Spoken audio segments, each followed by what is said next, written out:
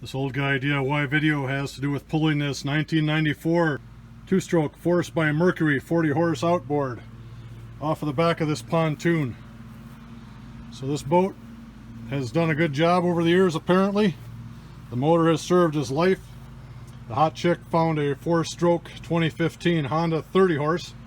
So my job tonight is to pull this 40 horse off, put the 4-stroke on here. It's 7 p.m. My goal is to be done by 9. So to do this, I'm just coming in here, removing these bolts on the linkages. So there are 4 bolts that come off. They look like they're going to be 10 millimeter. And then I have to remove the fuel line, remove the cable to the battery.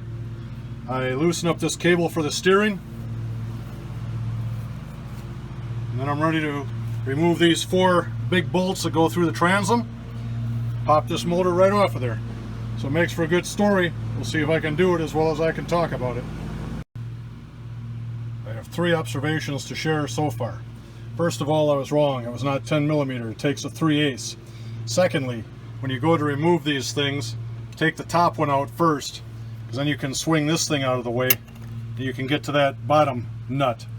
And then when I'm taking them apart, since I don't want to readjust the linkage, I take tape, kind of bind them in place, and T stands for top.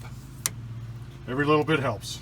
When I went to try to pull the linkage out, I found there's a slotted screw down here that holds that rubber grommet thing in. So take the screw out and then the whole works will come out.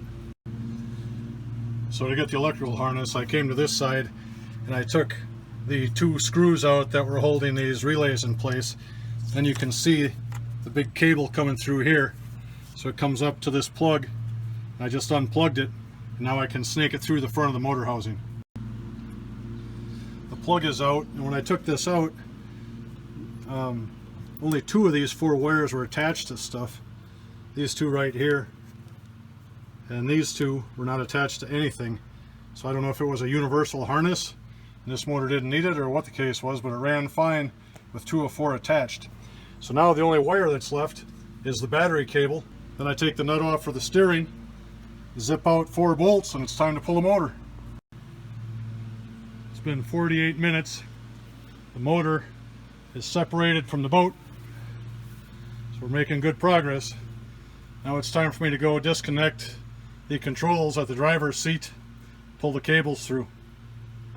I'm just putting that in there in the name of vibration and noise reduction. So that'll be in place when I bolt this thing in.